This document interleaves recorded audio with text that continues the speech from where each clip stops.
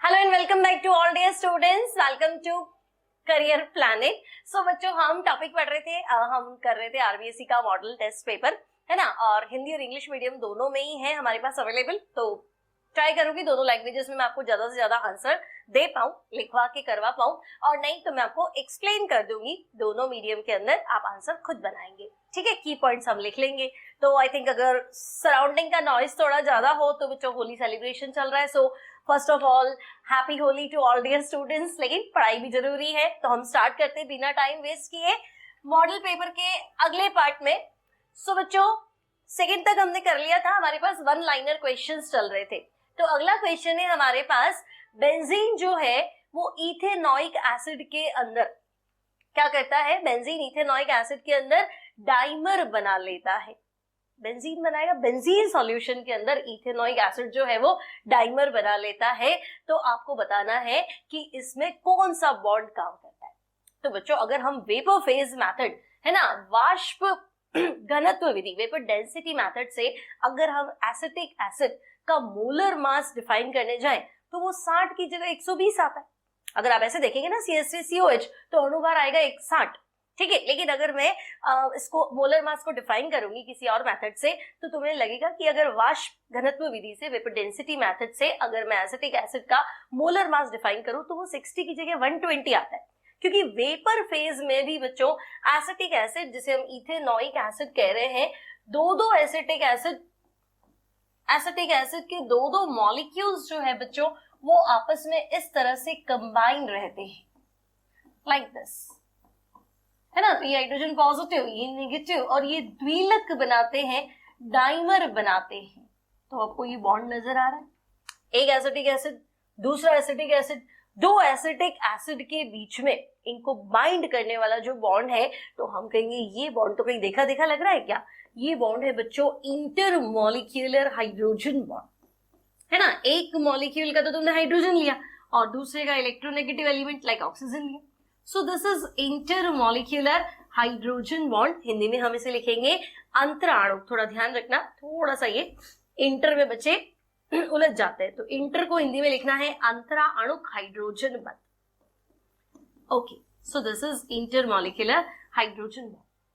अब बच्चों FeO iron oxide है, इसकी रिएक्शन अगर आपने सिलिका से करा तो अगर FeO को तुमने SiO2 से रिएक्ट करा तो ये बनाएगा, क्या बनाएगा? मान लो आयरन ऑक्साइड की इंप्योरिटी है, सिलिका तुमने मिलाया, है ना, तो सिलिका आपका हो गया इसकी इंप्योरिटी ना, ये मान लो फ्लक्स हो गया, तो ये दोनों मिलके बना लेंगे FeSiO3। इसे हम पढ़ेंगे आयरन सिलिकेट, ठीक है, जिसे हम स्लैग बोलते हैं, हिंदी में धातु मल बोलते हैं, ठीक है। तो FeO प्लस SiO2 ए यहाँ पे क्या है बच्चों? FeSiO3, और इसका नाम है आयरन सिलिकेट। आगे बढ़ते फटाफट। So next, lanthanoid contraction, lanthanoid संकुचन के दो कारण दीजिए। तो बच्चों सिर्फ दो रीजंस आपको लिखने हैं, एक एक नंबर का क्वेश्चन है तो पूरा एक्सप्लेन नहीं करने बैठना है। तो हम कहेंगे लैंथेनॉइड कॉन्ट्रैक्शन। एक तो क्या होता है कि लैंथेनॉइड्स होते क्या है, तो हम कहेंगे लैंथेनम के बाद वाले एलिमेंट, F ब्लॉक के एलिमेंट, है ना। तो बच्चों वैलेंस शेल तो इनका होता है 6s, बाइटम कोश तो है 6s, लेकिन आप इलेक्ट्रॉन जो है वो 4f में भर रहे हो, तो साइज बढ़ने का तो कोई सवाल नहीं, ठीक है। और बाहर 5d खाली पड़ा है आपका, तो आपने इलेक्ट्रॉन कहाँ फिल किया? तो आप कह रहे हैं मैं तो इलेक्ट्रॉन 4f में भर रहा हूँ, 5d मेरा खाली पड़ा है, और सबसे पहले इलेक्ट्रॉन तो मुझे 6s में भरने थे। अब बच्चों अगर यहाँ इलेक्ट्रॉन फिल करोगे तो आकार बढ़ने का तो कोई सवाल नहीं है, शेल तो बढ़ा ही नहीं रहे हो, है ना। अब जैसे जैसे यहाँ इलेक्ट्रॉन फिल करोगे वैसे प्रोटॉन्स भी बढ़ेंगे, तो बच्चों इस पे खिंचाव तो बढ़ेगा ना, ये तो अंदर ही है, तो हम कहेंगे हाँ भाई ये अंदर की तरफ खींचेगा। तो एक रीजन तो हो गया effective nuclear charge. Lanthanoid contraction का सबसे पहला रीजन है बच्चों इफेक्टिव न्यूक्लियर चार्ज। हिंदी में आप इसे लिखेंगे प्रभावी नाभिकीय आवेश, ठीक है। इफेक्टिव न्यूक्लियर चार्ज, प्रभावी नाभिकीय आवेश। और सेकंड जो है बच्चों, तो हम देंगे, देखो स्क्रीनिंग कहाँ हो रही है ना, ये इलेक्ट्रॉन है, बाहर तो कुछ है ही नहीं, इलेक्ट्रॉन डी ऑर्बिटल तो आपका खाली है, ठीक है। तो स्क्रीनिंग इफेक्ट जो है परिरक्षण प्रभाव वो बिल्कुल ही निग्लिजिबल है। तो सेकंड आपको लिखना है नेग्लिजिबल स्क्रीनिंग इफेक्ट। ठीक है, अगर बड़ा क्वेश्चन कर दे तो इसको लैंग्वेज में एक्सप्लेन कर देना, और शॉर्ट क्वेश्चन है तो कोई टेंशन ही नहीं है, बस आपको 2 रीजन लिखने हैं। बोर्ड एग्जाम दे रहे हैं तो तरीके से लिखेंगे। क्या लिखेंगे? There are following 2 reasons for the lanthanoid contraction. Lanthanoid संकुचन के कारण निम्न 2 प्रकार के हैं। पहला तो हम कहेंगे प्रभावी नाभिकीय आवेश, इफेक्टिव न्यूक्लियर चार्ज, और दूसरा नेग्लिजिबल स्क्रीनिंग इफेक्ट यानी कि नगण्य परिरक्षण प्रभाव। नेग्लिजिबल स्क्रीनिंग इफेक्ट, नगण्य परिरक्षण प्रभाव। नेक्स्ट है इथेनॉल को 413 केल्विन टेम्परेचर पे। अब ध्यान रखेंगे, एक तो है इथेनॉल और दूसरा बच्चों टेम्परेचर है 413 केल्विन यानी कि 140 डिग्री सेंटीग्रेड। सही। अब मैंने आपको बताया भी था, अगर 140 डिग्री सेंटीग्रेड दे ऑप्शन में तब तो तुम्हारा आंसर होना चाहिए ईथर, और 170 डिग्री सेंटीग्रेड दे यानी कि 40 और बढ़ा दिया है ना, तो 443 केल्विन। 443 केल्विन आए तो आंसर एल्कीन है, और 413 आए तो आंसर ईथर है। तो फिर तो तुम्हें कुछ करना ही नहीं था, इथेनॉल लिख दिया, एक और इथेनॉल लिख दो, है ना, किसकी प्रेजेंस में? तो हम कहेंगे H2SO4 दिया जा रहा है हमें, कंसंट्रेटेड H2SO4, और टेम्परेचर है बच्चों 413 केल्विन। तो आपको कुछ भी नहीं करना है, आपको सिर्फ वाटर मॉलिक्यूल रिमूव करना है और प्रोडक्ट बनाना है। हमें पता है 413 पे आंसर ईथर है। अगर इथेनॉल लिया तो बच्चों प्रोडक्ट हो जाएगा डाई इथाइल ईथर। तो यहाँ आपका आंसर हो जाएगा product is di ethyl ether, die ethyl ether लिख सकते हैं। ठीक है, तो ये हो गया हमारा नेक्स्ट क्वेश्चन। आगे बढ़ते हैं। सो नेक्स्ट, एनिलीन के डाई एजोटाइजेशन का इक्वेशन लिखना है। अब बच्चों एनिलीन होता है बेंजीन पे NH2। अगर आपसे पूछे एरोमेटिक अमीन का उदाहरण दो, तो एरोमेटिक अमीन भी क्या है? तो हम कहेंगे एनिलीन। ठीक है, अब डाई एजोटाइजेशन, एजो ग्रुप लगेगा तो हमें चाहिए एक तो HNO2 और HCl। अब आपको ध्यान रखना है HNO2 तो लैब में नहीं अवेलेबल होता है, नाइट्रस एसिड पड़ी पड़े नाइट्रिक में ऑक्सीडाइज हो जाता है, तो हम फ्रेश बनाते हैं ना, इन सीटू प्रोसेस जिसे बोलते हैं। तो हम कहेंगे भाई ठीक है NaNO2 ले लो, HNO2 ना दिया हो तो कोई टेंशन नहीं है, NaNO2HCl। लेकिन इस रिएक्शन की सबसे खास बात कि यहाँ टेम्परेचर 0 से 5 डिग्री सेंटीग्रेड होता है। Temperature should be 273 kelvin to 278 kelvin, क्योंकि इसी पे ही एजो सॉल्ट जो है वो एग्जिस्ट करता है, स्टेबल होता है। बाद में तो वो स्प्लिट हो जाएगा, है ना, स्टेबल नहीं होगा। तो हम कहेंगे एनिलीन हो गया, HNO2 हो गया, HCl हो गया, और अब हमारा जो आंसर है दैट इज बेंजीन पे N2Cl। ठीक है, और इसे हम लिखेंगे बेंजीन डाई एजोनियम क्लोराइड। ठीक है बच्चों, तो फाइनल आंसर हो जाएगा benzene diazonium chloride. Short में आप इसे लिख सकते हैं BDAC, benzene diazonium chloride. Now next question है बच्चों, ट्राई मिथाइल एमीन का ऑर्बिटल डायग्राम बनाना है। अब देखो, ट्राई मिथाइल अमीन की अगर मैं बात करूं तो बच्चों ये कुछ ऐसा है, नाइट्रोजन 3 मिथाइल से कनेक्टेड है ना, और यहाँ पे एक लोन पेयर। ये नहीं बनाना है, ये ऑर्बिटल डायग्राम नहीं है, लेकिन मैं आपको एक्सप्लेन कर रही हूँ। अब ध्यान से देखो बच्चों, यहाँ नाइट्रोजन 3 बॉन्ड बना रहा है, सो हमारे पास यहाँ पे बंधन युग्म जिसे हम बोलते हैं बॉन्ड पेयर 3 है और लोन पेयर 1 है। अब बच्चों 3 bond pair 1 lone pair, total हो गया 4, मतलब 4 ऑर्बिटल, 4 कक्षक जो है वो हाइब्रिडाइजेशन में पार्टिसिपेट करेंगे। 4 कक्षक मिलके संकरित होंगे। तो 4 लेने मुझे, तो पहला S, फिर PX होता है, फिर PY होता है, फिर PZ होता है। P में 3 ही तो होते, तो मैं कहूंगी एक S ले लो और बाकी के 3 P ले लो। तो बच्चों यहाँ पे जो हाइब्रिडाइजेशन आएगा दैट विल बी sp3, है ना, यहाँ पे sp3 संकरण है, sp3 हाइब्रिडाइजेशन है।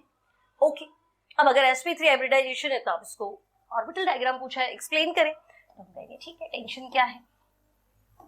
तो बच्चों हम क्या करते हैं, यहाँ मैंने बना दिया देखो छोटा सा नाइट्रोजन। ठीक है, अब एक ऑर्बिटल में तो लोन पेयर है, तो हम ये लोन पेयर दिखा लेते हैं। ठीक है, तो एक ऑर्बिटल तो लोन पेयर वाला हो गया, और बाकी 3 sp3 हाइब्रिडाइज्ड ऑर्बिटल से, तो हम कहेंगे ये, ठीक है। अब इधर कौन कनेक्टेड है, तो मैं कहूंगी यहाँ तो मिथाइल कनेक्टेड है, यहाँ पे भी मिथाइल कनेक्टेड है और यहाँ पे भी मिथाइल कनेक्टेड है, ठीक है। यहाँ तक कोई दिक्कत नहीं। अब जैसे अमोनिया में एंगल 107 होता है, यहाँ 107 नहीं है ना, यहाँ पे एंगल आपका 108 है, क्योंकि बॉन्ड पेयर है ना, इनको भी जगह चाहिए। मिथाइल में रिपल्शन, बॉन्ड पेयर रिपल्शन है, तो थोड़ा फैल जाएगा, थोड़ा दूर हो जाएगा। तो ये जो एंगल है यहाँ पे, दिस इज 108 डिग्री, ठीक है। तो ये है बच्चों ट्राई मिथाइल एमीन, और आपको यहाँ लिखना है ये sp3 हाइब्रिडाइज्ड ऑर्बिटल है, ठीक है ना, sp3 संकरित कक्षक है, sp3 हाइब्रिडाइज्ड ऑर्बिटल है, क्लियर हर जगह, और 3 जगह मिथाइल इससे कनेक्टेड है। और ये वाली चीज क्या है, तो ये तो लोन पेयर है, ओके।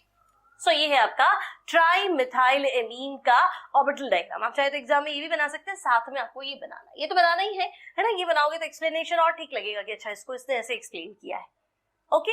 आगे बढ़ते हैं, नेक्स्ट क्वेश्चन क्या है हमारे पास। सो एटम्स ऑफ एलिमेंट बी, ठीक है, बी जो है वो बना रहा है HCP, मतलब लैटिस जो है वो बी बना रहा है, और ए जो है टेट्राहेड्रल वॉइड का 1/3 पार्ट जो है वो ऑक्यूपाई कर रहा है, चतुष्फल की रिक्ति का 1/3 भाग रोकता है। अब मैंने आपको इस तरह के क्वेश्चन करने सिखाए हैं कि जो भी एटम लैटिस बनाता है उसकी संख्या मान लो, तो आप लिखेंगे suppose number of atoms B, माना बी परमाणुओं की संख्या, ठीक है। तो बच्चों मान लो कि जो नंबर ऑफ बी एटम्स है, let the number of B atoms, वो हमने मान लिया कितना n, ठीक है। अब जितने एटम्स लैटिस में होते हैं बच्चों, उतनी की उतनी ऑक्टाहेड्रल वॉइड होती है। तो अगर मैं आपसे कहूं कि ऑक्टाहेड्रल वॉइड, ठीक है, हालांकि तुम कहोगे यहाँ तो काम नहीं आएगा, बट कोई बात नहीं, मिलता जुलता कोई क्वेश्चन आ जाए तो आपको आइडिया तो होना चाहिए। तो हम कहेंगे ऑक्टाहेड्रल वॉइड भी n है, और टेट्राहेड्रल हमेशा डबल होती है बच्चों, तो टेट्राहेड्रल वॉइड जो है वो हो जाएगा 2n, ठीक है। लैटिस में जितने एटम्स है उतनी की उतनी ओवी ऑक्टाहेड्रल वॉइड, और उसकी जो दुगनी होती है that is tetrahedral void, so it will be 2n, okay. लेकिन आपको a कितना दिया हुआ है, तो बच्चे a जो है वो 1/3 स्पेस ऑक्यूपाई करता है टेट्राहेड्रल वॉइड का, तो मैं लिखूं नंबर ऑफ a एटम्स, ठीक, नंबर ऑफ a एटम्स कितने हैं, तो हम कह रहे हैं वो टेट्राहेड्रल वॉइड का 1/3 पार्ट जो है वो रोक रहा है, यानी 2n तो है, और सॉरी 2n तो है, और इसका 1/3 पार्ट वो ऑक्यूपाई कर रहा है। अब आपको फॉर्मूला बनाना है, ठीक है, बहुत सिंपल है, a रेशियो b, तो a कितना है, सॉरी b कितना है, तो b तो है n, ठीक है, और a कितना है, तो बच्चों वो है 2n बाय 3, सही।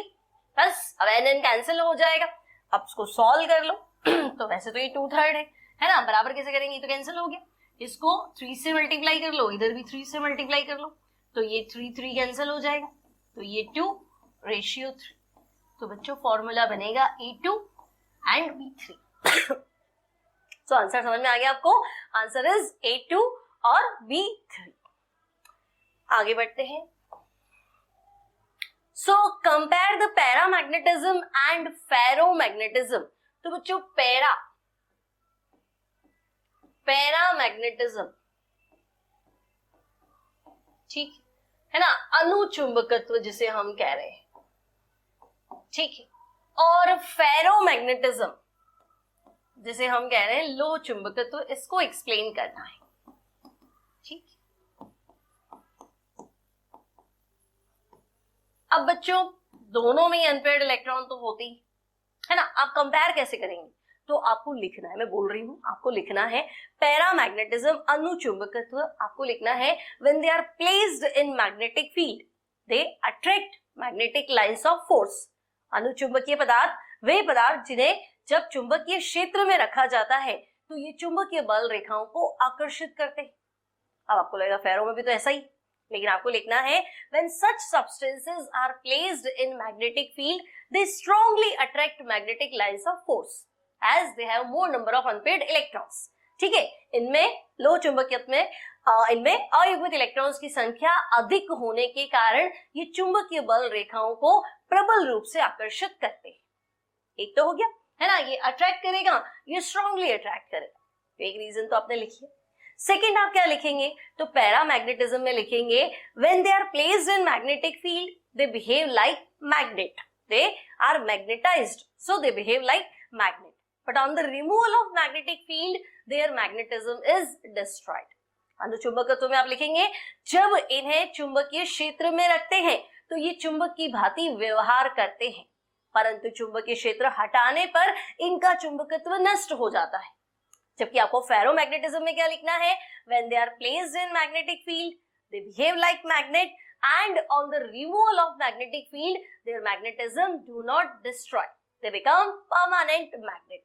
दो चुंबकत्व में आप लिखेंगे जब इन्हें चुंबकीय क्षेत्र में रखते हैं तो ये चुंबक की भांति व्यवहार करते हैं तथा चुंबकीय क्षेत्र हटाने के बाद भी इनका चुंबकत्व नष्ट नहीं होता है, ये स्थायी रूप से चुंबक बन जाते हैं, परमानेंट मैग्नेट बन जाते हैं। लिख लोगे मेरी आवाज सुन के, है ना, और वैसे भी एग्जाम में तुम्हें लिखना है तो अपने आप लिखेंगे। ठीक है, next draw a diagrammatic representation for the process of reverse osmosis.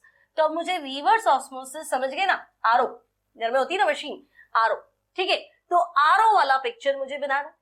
अब रिवर्स करेगा, ऑस्मोसिस में क्या होता है, पानी जहां ज्यादा होता है वहां से कम की तरफ चलेगा, मतलब पानी रख दो, सॉल्टी वाटर रख दो तो पानी सॉल्टी वाटर की तरफ मूव करेगा। अब ऐसा नहीं, ठीक है, अब मुझे रिवर्स ऑस्मोसिस करना है। ठीक है, तो यहां तो बना दो नल, यहां हमने बना दिया ये कुछ ऐसा। ठीक है, अब तुम्हें पता है ऑस्मोसिस कराओ चाहे reverse osmosis, semi permeable membrane बिना तो पॉसिबल नहीं है, तो यहां आपको लिखना है SPM। ठीक है, semi permeable membrane cellulose acetate की बनी होती है, अर्धपारगम्य झिल्ली। ठीक है, अर्धपारगम्य यहां आ जाएगा क्या, झिल्ली। ठीक है, अब आपको क्या करना है, तो बच्चों यहां आपको फिल करना है फ्रेश वाटर। ठीक है, तो यहां मैं फिल कर लेती हूं फ्रेश वाटर, शुद्ध जल।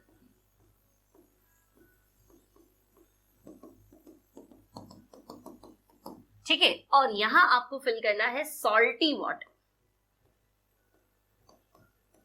सॉल्टी वाटर लवणीय जल। ठीक है,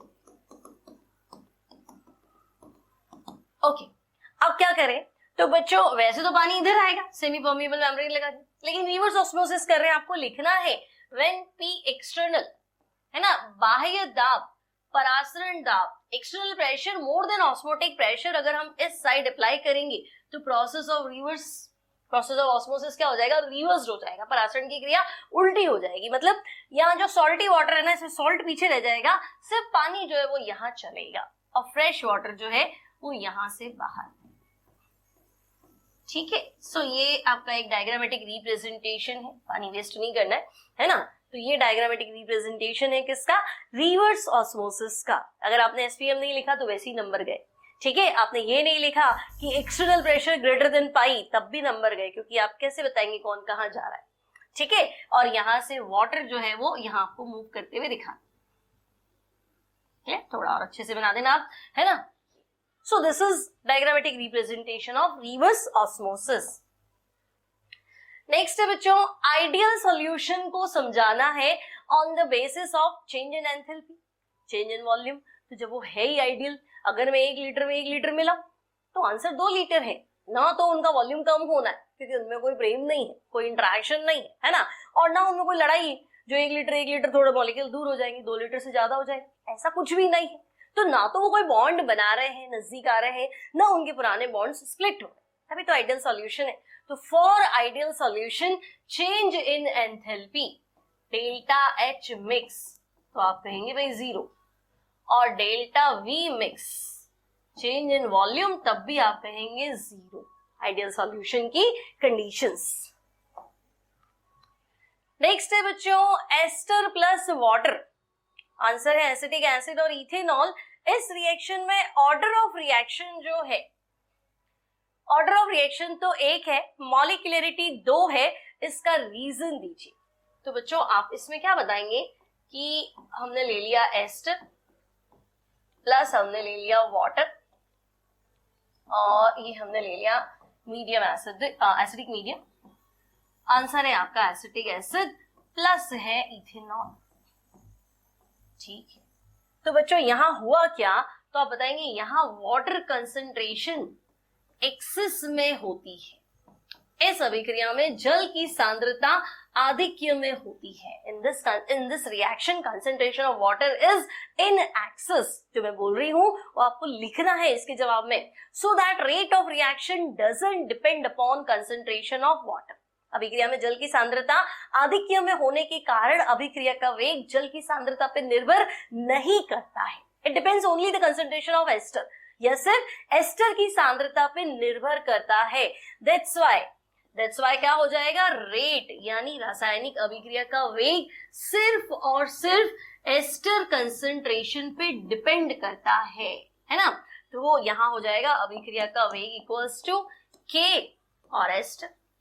तो बच्चों रिएक्शन की स्पीड जितने जनों पे डिपेंड करती है ना, जितनी पावर होती है उसे तो ऑर्डर कहते हैं।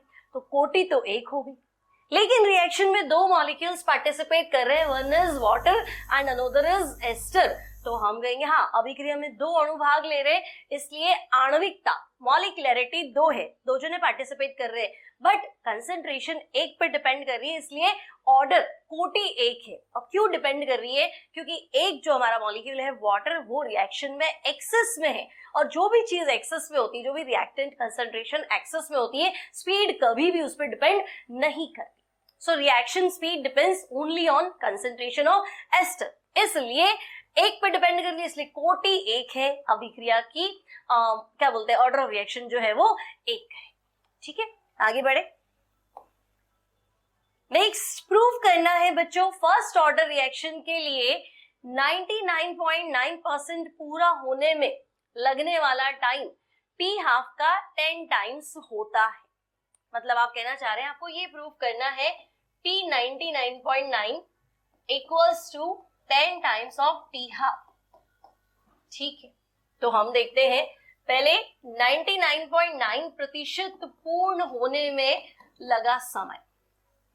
ठीक है, तो बच्चों 99.9% कंप्लीशन, तो मान लो शुरू में कंसंट्रेशन आपकी 100 है। अब बच्चों 99.9 हो गई तो बची कितनी, तो मैं कहूंगी 0.1। 99.9 तो खत्म ही हो गई, तो बची हुई कंसंट्रेशन हो गई 0.1।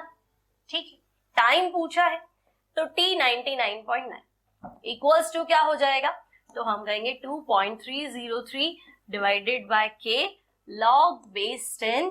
R नॉट है आपका 100 और R है 0.1। ठीक है, तो आपके पास फिलहाल आंसर आ गया T 99.9 equals to 2.303 divided by K और log base 10 10 to the power कितना हो गया, तो हम कहेंगे 10 टू दी पावर हो गया 3। Okay, so T 99.9 equals to 2.303 K multiply with log में पावर आगे आ जाएगी 3, और बच्चों लॉग 10 की वैल्यू होती है 1। Log 10 is 1। ओके, तो हम कहेंगे लॉग 10 जो है वो यहाँ पे 1 है, तो 1। This is our equation 1। अब बच्चों हाफ लाइफ पीरियड है ना, रिएक्शन को आधा होने में लगने वाला टाइम, यानी कि अगर मैं T हाफ की बात करूं तो T हाफ जो होता है that is 0.693 divided by K। ठीक है, अब 0.693 को मैं ऐसे लिख दूं 2.303 multiply with 0.3010 divided by K, है ना भाई। 0.693 आया कहां से, तो हम कहेंगे 2.303 इंटू 0.3010। ठीक है, आप यहाँ डायरेक्ट लिख सकते हैं फॉर फर्स्ट ऑर्डर काइनेटिक्स, है ना, प्रथम कोटि की अभिक्रिया के लिए। ठीक है, for first order kinetics T half की वैल्यू इतनी होती है। This is equation. अब आपको कुछ नहीं करना है, इक्वेशन 2 इक्वेशन 1 अपॉन क्या कर दो, इक्वेशन 2 कर दो। ठीक है, तो बच्चों equation 1 divided by equation 2, T 99.9 upon T half को मैं लिख दूं T 50, बस सॉल्व कर लो। 2.303 into 3, 2.303 into 3 divide by K, और ये उल्टा हो जाएगा। ठीक है, तो अब ऐसे लिख देती हूँ K डिवाइडेड बाय 2.303 इंटू 0.3010, तो सब तो कैंसिल हो गया है ना। अब जगह यहाँ है, T 99.9 इक्वल्स टू देखो 3/0.3 अप्रोक्सीमेटली जो हुआ दैट इज 10 है ना। तो लमसम T50, तो हम कहेंगे लमसम जो है दैट इज 10। ठीक है, तो T 99.9 T50 का क्या होता है, 10 टाइम्स होता है। नेक्स्ट क्वेश्चन है बच्चों, explain the following properties exhibited by transition elements, है ना। पहला है वेरिएबल ऑक्सीडेशन स्टेट। तो बच्चों ट्रांजिशन एलिमेंट्स जो है वो वेरिएबल ऑक्सीडेशन स्टेट क्यों शो करते हैं, की पॉइंट्स लिख रही हूं मैं आपको।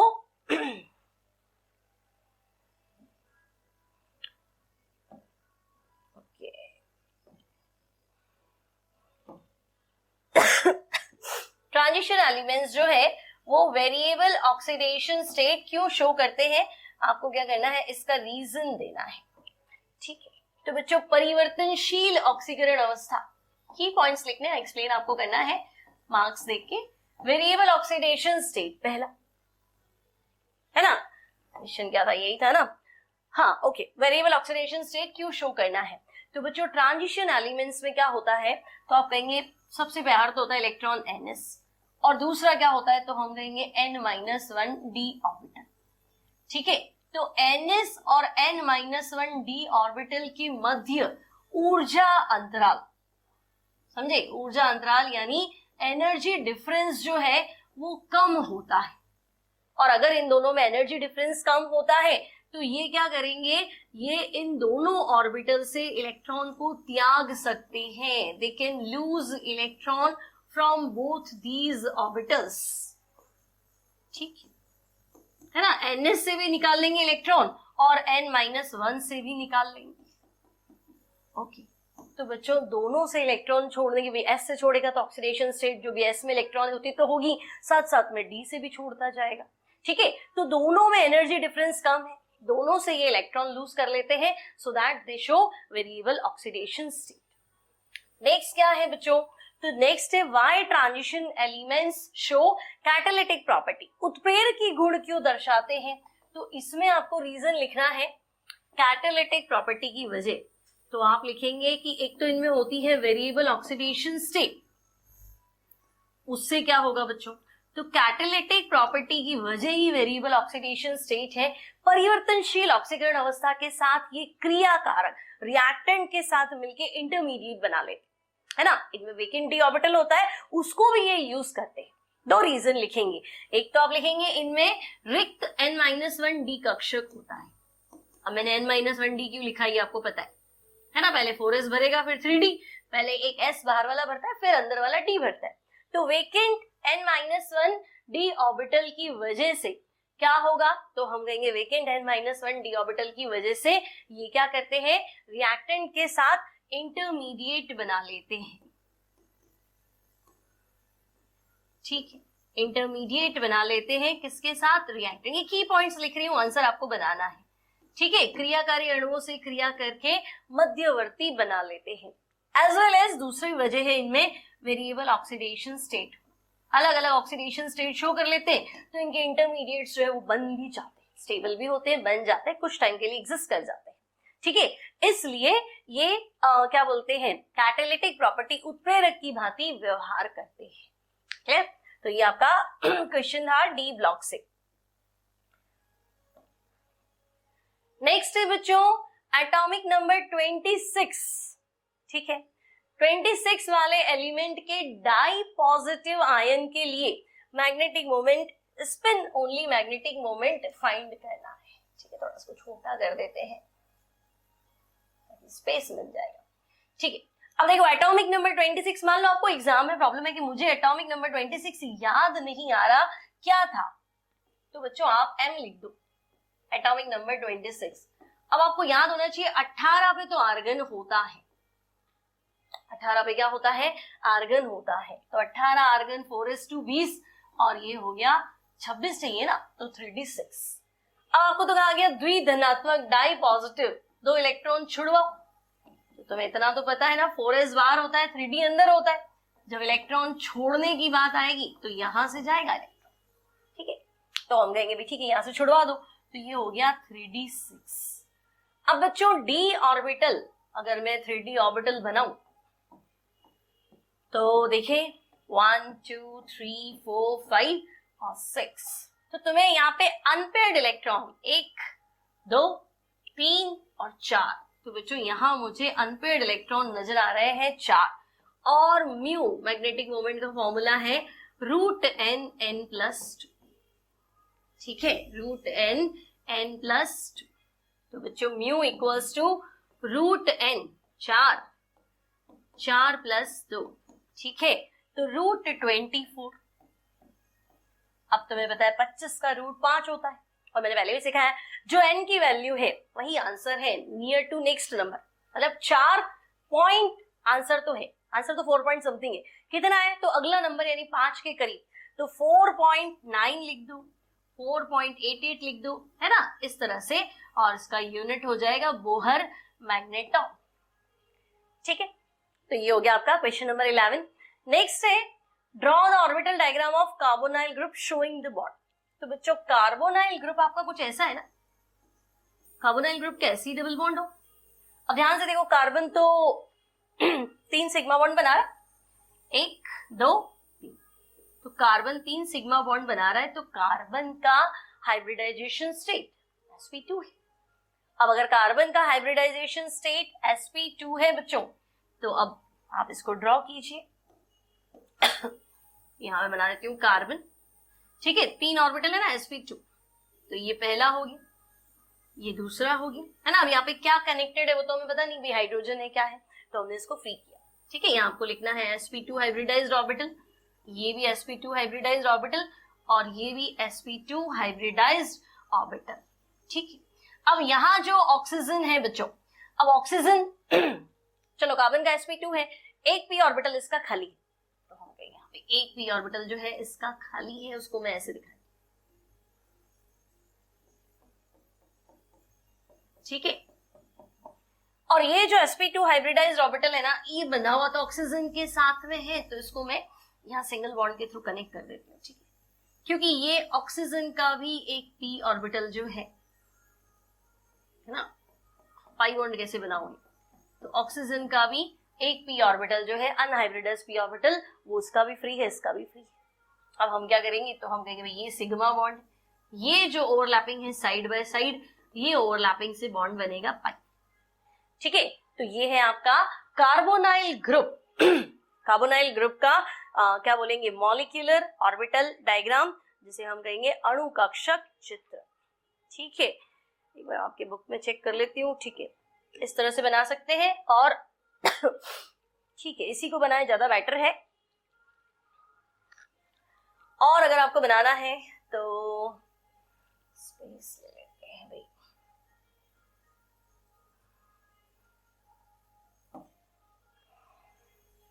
क्वेश्चन छोटा है, यहाँ स्पेस ले लो। और अगर तुम्हें बनाना है ना तो तुम ऐसा भी बना सकते हो भाई, ये आपका कार्बन हो गया, है ना, ये ऑक्सीजन हो गया, ये इसके जो पाई ऑर्बिटल्स थे और इसके जो पाई ऑर्बिटल्स थे ना, ये कुछ ऐसे भी शो कर सकते हैं आपको के अकॉर्डिंग, ठीक है। ये ऑक्सीजन के 2 लोन पेयर तो है, अब बीच वाला बॉन्ड जो है वो आपका हो गया सिग्मा बॉन्ड, है ना। और यहाँ आप चाहें तो ऐसा कुछ बना ले कि ये आपका sp2 हाइब्रिडाइज्ड ऑर्बिटल है, वेज और डैश, ठीक है, क्लियर। एक को इससे बना दो, एक बार से बना दो, ये भी इसका sp2 हाइब्रिडाइज्ड ऑर्बिटल है, दोनों अलग अलग दिखा दिए, ये है ही सही, और ये इसका पाई बॉन्ड, मतलब पाई ऑर्बिटल्स जो है ना ये इस तरह से, ठीक है, ये भी करेक्ट है ना। एंगल दिखाना है तो आपको ये एंगल 120, sp2 संकरण एंगल कितना होता है 120, तो 120, ठीक है। नेक्स्ट क्वेश्चन ध्यान से देखो, मिथाइल अल्कोहल का ऑक्सीडेशन है, है ना, और ए बनाया है, और ए की रिएक्शन मिथाइल मैग्नीशियम आयोडाइड मतलब ग्रिग्नार्ड रिएजेंट से करी। अब बच्चों अगर मैं अल्कोहल का ऑक्सीडेशन करूं, ठीक है, और कोई स्ट्रॉन्ग ऑक्सीडाइजिंग एजेंट तो दिया नहीं, तो मैं कहूंगी ठीक है मीथेनॉल अगर ऑक्सीडाइज हो भी जाएगा तो फर्स्ट टाइम फॉर्मल्डिहाइड बन जाएगा। तो मिलेगा कि ना आपने पूरा क्यों नहीं किया, आप एसिटिक एसिड बना लेते, तो बना सकते थे एसिटिक एसिड, सही था, गलत नहीं होता वो भी, लेकिन मैं आगे क्या करती, ग्रिग्नार्ड रिएजेंट से रिएक्शन करा लेती। मान लो एक्टिव हाइड्रोजन के थ्रू मैंने मीथेन बना भी लिया, फिर मैं आगे तो पहुंचती नहीं, वाटर का क्या करती, तो रिएक्शन सेट नहीं होती। तो आपको ध्यान रखना है जब दो पॉसिबिलिटी हो तो एंड तक जाना, ऐसा कुछ मुझे चुनना पड़ेगा। तो ये बना फॉर्मल्डिहाइड। अब अगर मैं इसकी रिएक्शन कराऊं CH3MgI से, तो बच्चों Mg positive CH3 negative, C double bond O पे स्प्लिट होगा, O नेगेटिव कार्बन पॉजिटिव, बस कनेक्ट कर दो, कुछ भी नहीं करना है। तो मैं देखो मैंने कितनी बार सिखाया कि स्केलेटन मत बदलना, HCH और O, इसका डिजाइन नहीं बदलोगे, इसको U का U रखोगे।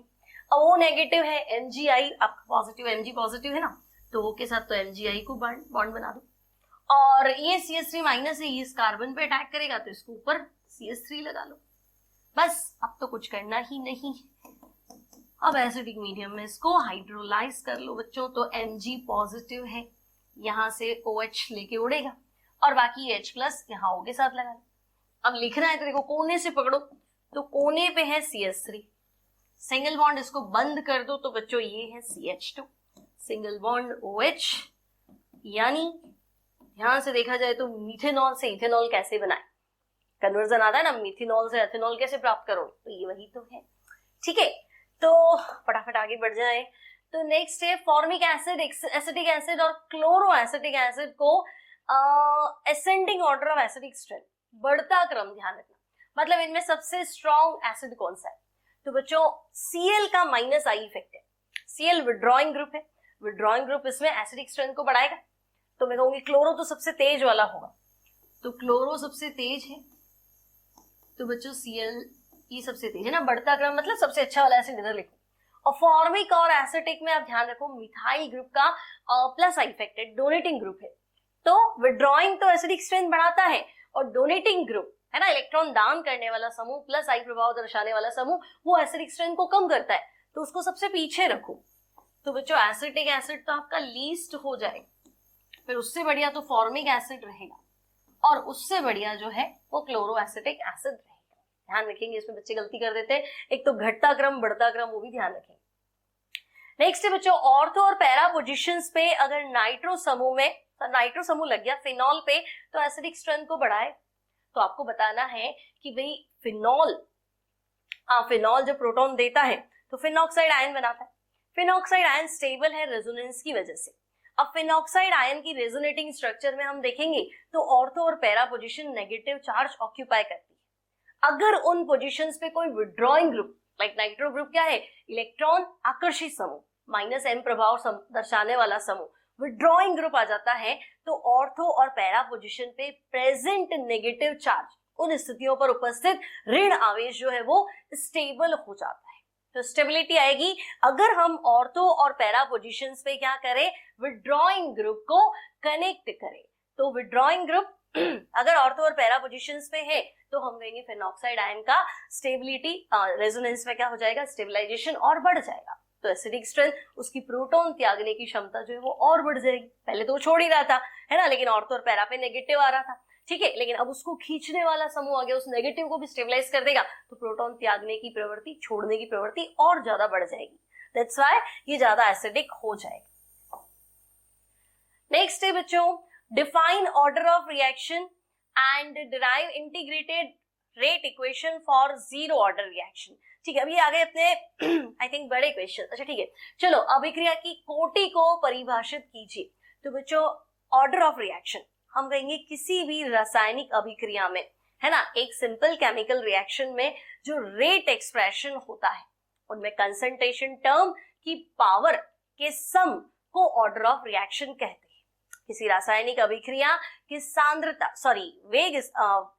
वेग व्यंजक में सांद्रता पदों की घातों के योग को अभिक्रिया की कोटि कहते हैं। क्लियर? आप ऐसे कह सकते हैं कि भाई रिएक्शन की स्पीड जितने रिएक्टेंट मॉलिक्यूल्स पे डिपेंड करती है उसे भी हम ऑर्डर ऑफ रिएक्शन कह सकते हैं। ठीक है।